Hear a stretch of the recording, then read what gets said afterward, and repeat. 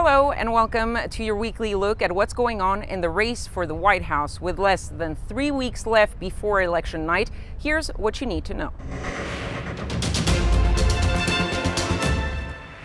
We start with the picture of the week. Amy Coney Barrett, the president's pick for the Supreme Court, facing the Senate Judiciary Committee for her confirmation hearings. The 48-year-old judge was grilled by Democrats over the future of high-profile cases like the Affordable Care Act or abortion rights, given Donald Trump's promise that his nominee would work to strike down those laws. Barrett refused to preview how she would rule, instead invoking the woman that she is set to replace, Ruth Bader Ginsburg, who during her own confirmation hearings had set the following precedent: no hints, no previews, no forecasts. The outcome of these hearings, however, is all but certain. As Chairman Lindsey Graham acknowledged, unless something very dramatic happens, all Republicans will vote yes and all Democrats will vote no.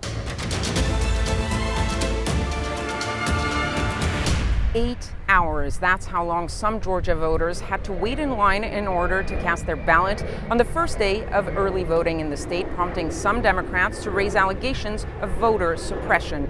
Despite those long lines, though, Georgia, which is a battleground state for the first time in decades, shattered its early voting records. Texas also saw long lines, early voting records, and voter suppression allegation, though the focus there was on ballot drop-off boxes. The Republican governor, Greg Abbott, decided to limit those drop-off locations to one per county. For Harris County, for example, which is the third largest county in the country, home to about 4.7 million residents, that means just one drop-off box instead of the traditional 12.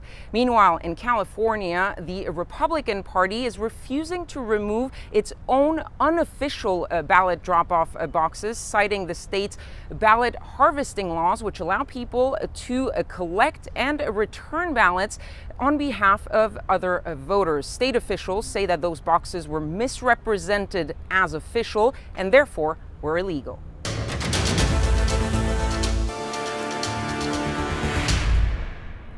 Both Donald Trump and Joe Biden were down in Florida this week, making a push for the country's most reliable voters, seniors.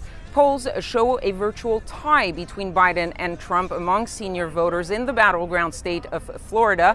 This despite Donald Trump beating Hillary Clinton by 17 points among seniors back in 2016. Joe Biden decided to lean in on that shift, accusing Donald Trump of viewing seniors as expendable and claiming that the only senior Donald Trump seems to care about is Donald Trump himself. The president, in return, tweeted a photoshopped picture of the former vice president in a wheelchair surrounded by nursing home residents. The most recent national poll shows Donald Trump trailing by nearly 30 points among senior voters, showing a more than 20-point shift in favor of Biden in the past month.